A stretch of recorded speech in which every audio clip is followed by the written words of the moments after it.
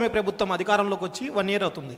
ఇప్పుడు ప్రతి నియోజకవర్గంలో కొంతమంది ఎమ్మెల్యేస్ గెలిచిన తర్వాత వర్క్ చేయరు, కొంతమంది ఎమ్మెల్యేస్ గెలిచిన తర్వాత వర్క్ చేస్తారు. వాళ్ళ డేటా కూడా దాంట్లో అప్లోడ్ చేస్తారా? వాళ్ళు గెలిచారా, వాళ్ళు ఓడారా, అది కదండి, వాళ్ళకి వర్క్ చేశారా లేదా అంటే ఇప్పుడు అసలు నేను చెప్తున్నాను సార్, నియోజకవర్గ సెంట్రిక్గా తీసుకున్నప్పుడు అతను వైఎస్ఆర్సీపీ ఎమ్మెల్యేనా, టీడీపీ ఎమ్మెల్యేనా, మీకు నన్ను దాదాపుగా మీడియా వాళ్ళే నేను ఈ పొజిషన్లో ఉన్నాను, దాదాపుగా 10 సంవత్సరాల నుంచి నన్ను మీరు అబ్జర్వ్ చేస్తున్నారు. నాకు ఏ పార్టీనో లేకపోతే టీడీపీయా, వైసీపీయా, జనసేన లేకపోతే ఇంకోటి సంబంధం లేదు. ఆ నియోజకవర్గం ప్రజలు, ఆ మండలం ప్రజలు మళ్ళీ అతను గెలిపిద్దాం అనుకుంటున్నారు. ఆ ప్రశ్నకి లేదు, మేము ముక్త కంఠంతో అతనైతే మేము ఈసారి ఓటేయము అంటే అదే రిపోర్ట్లో ఉంటుంది. దాదాపుగా 19 మంది మధ్య, మీకు ఇంకా 2-3 పాయింట్స్ యాడ్ చేస్తాను డేటా వచ్చాక, 19 మంది ఎమ్మెల్యేల మధ్య దాదాపుగా 30% వాళ్ళకున్న ఓట్ బ్యాంకింగ్లో తగ్గుతుంది. అంటే లాస్ట్ టైం ఆ నియోజకవర్గంలో ఆ ఎమ్మెల్యేకి 100 ఓట్లు పడ్డాయి అనుకోండి, ఇప్పుడు ఆల్రెడీ 70కి వెళ్ళిపోయాడు అనమాట. అతనికి పడ్డ ఓట్ల గురించి మాట్లాడుతున్నాను. ఈ విధంగా 19 మంది ఉన్నారు. నేను 30% గురించి మాట్లాడుతున్నాను. మరి 25%, 5%, 10% వస్తే ఇంకా ఎంత వేరియేషన్స్ వస్తాయి అంటే అలాగే చెప్పండి. ఇప్పుడు మీరు సర్వే చేసేటప్పుడు ఈ నియోజకవర్గంలోకి వెళ్ళి, ఈ విలేజ్కి వెళ్ళి, మండలాలకి ప్రతి చోట తిరుగుతారు. అక్కడ కొంతమంది వాళ్ళ సమస్యలు కూడా చెప్తారు. అవును, ఓకే, మాకు పింఛన్ రావట్లేదని, మాకు రోడ్డు రావట్లేదని, వాటర్ రావట్లేదని, ఇలాంటి చాలా చెప్తారు. ఇలాంటి సర్వేల్లో దీన్ని బట్టి కూడా ఏమైనా ఎఫెక్ట్ ఉంటుందా? అదే సార్, ఇప్పుడు ఎప్పుడైనా సరే కోర్గా ఉండే, అంటే నేను ఇంకా అసలు సమస్య లేదు ఆలోచించనని ఓట్ బ్యాంకింగ్ పెద్ద కాదు, కానీ న్యూట్రల్గా ఉండే ఓట్ బ్యాంకింగ్ నాకు రోడ్డు కావాలని, మున్సిపాలిటీ బాగుండాలని, ఊరు చెత్తంతా రోడ్డు అవతలే వేస్తున్నారని, అసలు మాకు ఎన్ని ప్రామిసెస్ చేశారు, వీళ్ళు ఇస్తారా ఇవ్వట్లేదా అని చెప్పి వీటి మీద రోజుకి ఎఫెక్ట్ పడుతుంటుందండి. ఫస్ట్ ఇయరే కదా, సెకండ్ ఇయరే కదా ఉండదు. Everyday is value. మీకు మధ్యాహ్నం తింటే మళ్ళీ రాత్రి ఆకలి అవుతుంది, రాత్రి తింటే పొద్దున ఆకలి అవుతుంది. Everyday is important. మీ మనసుకి మీ ఇంట్లో ఒక సమస్య వచ్చినప్పుడు, సమస్య ప్రతి ఒక్కటి ఎక్కువ జరుగుతుంటే ఇందాక సార్ చెప్పినట్టుగా ప్రభుత్వాలు మారిపోతూ ఉంటాయి ఎక్కడైనా సరే. కేకే గారు హియర్ అండి, ఇప్పుడు ఇందాక మీరు చెప్పారు 7% జూనియర్ ఎన్టీఆర్ అండ్ 11% వచ్చేప్పటికి జగన్మోహన్ రెడ్డి గారు అన్నారు. కాదండి, మీకు ఓవరాల్ ఆన్ యావరేజ్గా ఏజ్ వైజ్గా చూసుకుంటే అన్ని ఏజ్లో 11% ఉంది. ప్లీజ్ ఎలాబరేట్, ఎందుకంటే ఇందాక మీరు చెప్పేప్పుడు నేను చెప్తాను, అందుకే మీకు డేటా వైజ్గా అదే క్వశ్చన్ చెప్తాను. జూనియర్ ఎన్టీఆర్ గారు కదా మీరు అడిగేది. ఏజ్ వైజ్గా చూసుకుంటే అండి, అంటే 18 నుంచి 25 సంవత్సరాలు, 26 నుంచి 40 సంవత్సరాలు, 41 నుంచి 60, 60+లో ప్రతి ఏజ్ గ్రూప్గా డివైడ్ చేసుకుంటే ప్రతి దగ్గర 11.73, 11.78, 11.89, 11.49 అలా యావరేజ్గా కన్సిస్టెంట్గా ఉంది. అలా కాకుండా కూటమి వరకే తీసుకున్నాం అనుకోండి, కూటమికి ఓట్లు వేసిన, లాస్ట్ టైం కూటమి ఓట్లు వేసిన వాళ్ళు కూటమి తరపున నాయకుడు ఎవరు కావాలి అని కోరుకుంటున్న దానికి 7.72% మంది జూనియర్ ఎన్టీఆర్ కావాలని కోరుకుంటున్నారు. అదే పవన్ కళ్యాణ్ గారిని, అంటే కూటమి తరపున ఓట్లు వేసిన వాళ్ళలో పవన్ కళ్యాణ్ గారిని 39.53% వచ్చింది, నారా లోకేష్ గారికి 47.55% వచ్చింది.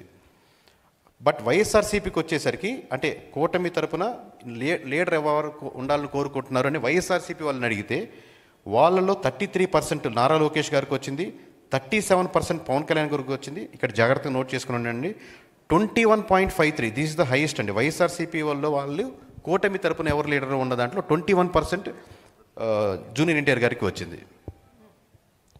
సో నేను ఎలాగ స్టార్ట్ చేశాను కాబట్టి 2-3 పాయింట్లు నేను మీకు ఇంక్లూడ్ చేస్తానండి.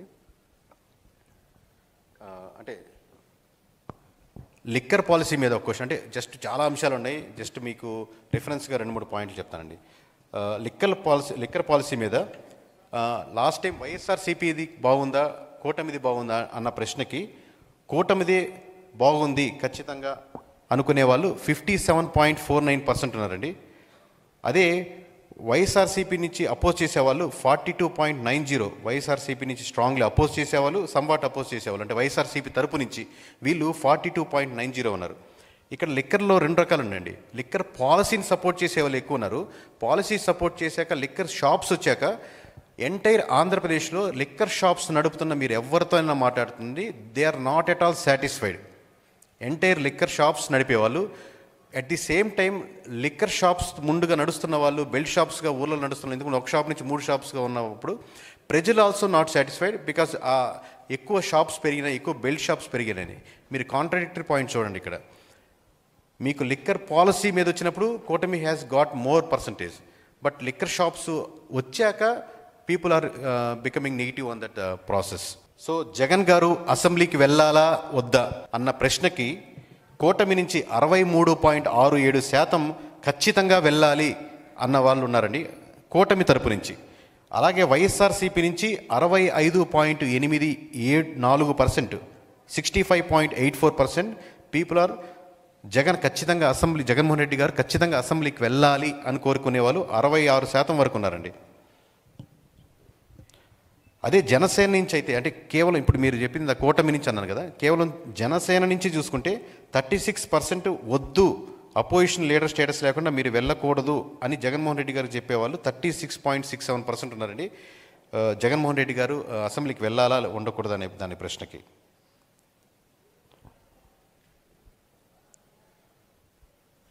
అలాగే సచివాలయం మీకు అందరికీ గుర్తుంటుంది, వైఎస్ఆర్సీపీ ఉన్నప్పుడు సచివాలయం వచ్చింది, ఇప్పుడు అదే సిస్టమ్ కంటిన్యూ అవుతుంది. ఇంతకుముందు పంచాయతీరాజే మోస్ట్లీ ఉండేది. సో పంచాయతీరాజ్ వర్సెస్ సచివాలయంలో కూటమి పీపుల్ ఆర్ సపోర్టింగ్ 59, అంటే కూటమి అంటే టీడీపీ జనసేన బీజేపీ కలిపి ఆ పర్సన్స్కి ఓట్లు వేసిన సెక్షన్స్లో 59.15% సచివాలయానికి సపోర్ట్ చేస్తున్నారండి. పంచాయతీరాజే బాగుంది సచివాలయం కంటే అనేవాళ్ళు 24.15% మాత్రమే ఉన్నారు. అలాగే వైఎస్ఆర్సీపీకి 68.23% సచివాలయం కాన్సెప్ట్ బాగుంది అనేవాళ్ళు ఎక్కువ ఉన్నారండి. కేకే గారు వాలంటీర్ల గురించి తీసుకోలేదా సార్? వాలంటీర్స్ గురించి నేను అన్ని చెప్తే ఇంకా రిపోర్టు ఏముండదండి ఓవరాల్గా. నియోజకవర్గాల పేర్లు, వాళ్ళ సమస్యలు అంటే మీరు ఇది చెప్పారు కాబట్టి చెప్తున్నాం. మీ సచివాలయం అన్నారు, నేను తర్వాత లిక్కర్ పాలసీ ఏవైతే మీతో డిస్కస్ చేస్తున్నానో మా ఇంటర్నల్ టీంతో మాట్లాడినప్పుడు లీస్ట్ ఓకే ఎంతవరకు చెప్పగలుగుతాం, హైయెస్ట్ చెప్తే ఆ బాంబులు మనం రిపోర్ట్లో ఉంచుకుందామని లీస్ట్ వరకు డిస్కస్ చేస్తున్నామండి. Yeah please. కంగ్రాచులేషన్స్ పారావిల్ చేసినందుకు. అయితే మీరు ఈ పారావిల్ యాప్ గురించి చెప్పారు కదా, వెబ్సైట్. సో జనరల్గా ఎవరైనా కూడా ఎలక్షన్స్ 1 year బిఫోర్ మాత్రమే ప్రిపేర్ అవుతుంటారు. సో ఎవ్రీ 2 months చెక్ చేసి అది చేంజ్ అయింది సార్. ఒక 10 years బిఫోర్ నేను సర్వే స్టార్ట్ అయినప్పుడు కూడా అప్పుడు చూసుకుందాంలే అన్నట్టుండేవాళ్ళు, డబ్బులు ఖర్చు పెట్టేద్దాంలే లేకపోతే లాస్ట్లో చేద్దాం అనేది. ఇప్పుడు మీరు ఏపీ వరకే చూసుకోండి, డ్రాస్టిక్ చేంజ్ చూశారు కదా. సో సమ్వేర్ లీడర్స్ ఆల్సో అలాంటి ఇదేదో మనకు లాంగ్ టర్మ్ కాదు పొజిషను, ఓడలు మెడలు ఓడలవచ్చు అని అట్లా చెప్పి మీరు చెప్పింది నేను యాక్సెప్ట్ చేస్తాను. 100% కాదు, అరౌండ్ 70%గా ప్రోయాక్టివ్గా ఉన్నారు. నాకు ఎవ్రీ మంత్ తెలియాలి, ఎవ్రీ ఆల్టర్నేటివ్ మంత్ తెలియాలి, ఏం చదువు నేను తెలుసుకుంటూ నేను నడుచుకోవాలి, మార్చుకోవాలి, నాకు పార్టీ ఓడిపోయినా పర్లేదు నేను ఎమ్మెల్యేగా గెలవాలనేది. సో ఈ section of people mostly educate రావడం లేకపోతే జనరేషన్ రావడం వల్ల పెరిగింది, ముందుకు వచ్చింది. One more. సో మీరు జూనియర్ ఎన్టీఆర్ ఫీల్డ్లో లేరు, ఎక్కడ అంటే ప్రెస్ మీట్ కూడా పెట్టలేదు, పొలిటికల్స్ రాజకీయాల గురించి మాట్లాడలేదు, అయినప్పటికీ కూడా జూనియర్ ఎన్టీఆర్ గురించి మాట్లాడారు పీపుల్. సో లిస్టులో అందరూ ఉంటారండి, అందరూ ఉంటారు, పురంధేశ్వరి గురించి అందరూ ఉంటారు. నిజంగా ఒకవేళ జూనియర్ ఎన్టీఆర్ ఫీల్డ్లోకి వస్తే ఎలా ఉంటుంది?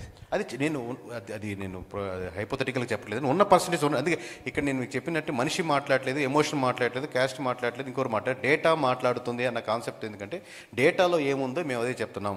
ఇప్పుడు ఇందాక మీరు చూసినటువంటి స్లైడ్స్లో కూడా ఏదైతే మాకు వస్తుందో అదే దాన్ని కన్సాలిడేట్గా మేము ఇక్కడ మీ ముందు ప్రజెంట్ చేయడం, కానీ మా సొంత అభిప్రాయాలు, మా కోరికలు, ఇష్టాలు, ఎందుకంటే ఒక్కొక్కరు ఒక్కొక్క అభిప్రాయాలతో ముందుకు వస్తారు కాబట్టి దాని లేదు, డేటా ఏం మాట్లాడుతుంది అనేది మీ ముందుకు చెప్పడం జరుగుతుందండి. సో ఫైనల్ ఏంటంటే ముందుగా మీరు పారావిల్ తీసుకొచ్చారు కదా, సో జనాలకి ఏంటంటే అలవాటు చేసి తర్వాత ప్రైస్ పెడితే బెటర్ ఏమో, అంటే జియో ఫ్రీగా వచ్చిన తర్వాత వీళ్ళు ఛార్జ్. నేను కాదన్నాను సార్, ఎవరైనా సరే మామూలుగా ప్రైస్ దాని తగ్గట్టుగా 10 రూపాయలు పెంచుకోవాలనుకుంటారు, మనం ఇంకో 10 రూపాయలు అవకాశం ఉంటే పెంచుకోవాలనుకుంటారు.